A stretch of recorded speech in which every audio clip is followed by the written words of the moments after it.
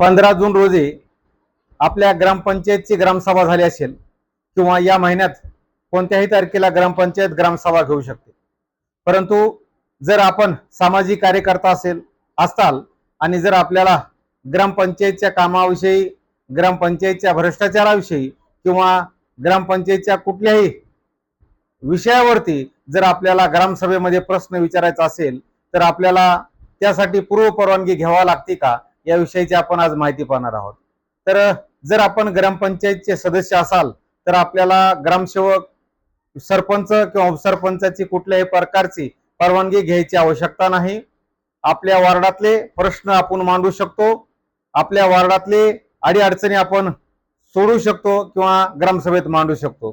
तर आपल्याला ग्रामपंचायत सदस्य असल्यानंतर कुठल्याही प्रकारची परवानगी घ्यायची आवश्यकता नाही। परंतु जर आपण गावातील एक सर्वसामान्य व्यक्ती असाल आणि जर आपलं मतदान यादीमध्ये नाव असेल तरच आपल्याला ग्रामसभेमध्ये भाग घेता येतो आणि आपल्याला प्रश्न विचारता येतात ग्रामपंचायतीच्या कामासंदर्भात। परंतु विषय असा आहे की जर आपल्याला एखाद्या विषयावरती चर्चा करायची आहे, एखाद्या कामाची माहिती घ्यायची आहे, एखाद्या भ्रष्टाचारावरती बोलायचं आहे, तर आपल्याला त्यापूर्वी पूर्व परवानगी घ्यावी लागते। तर ती पूर्व परवानगी कोणाची घ्यायची ते मी थोडक्यात सांगतो।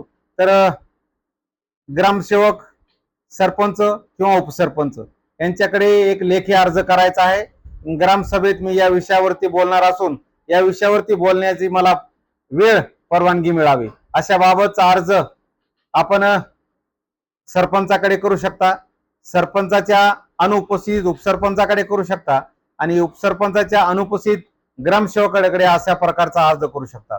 आणि आपण कुठल्याही प्रकारावर ग्रामपंचायतच्या विषयावरती आपण थेट बोलू शकतो, प्रश्न मांडू शकतो आणि त्या प्रश्नाची उत्तरे सरपंचाकडून घेऊ शकतो।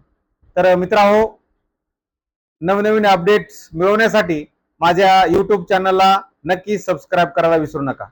धन्यवाद।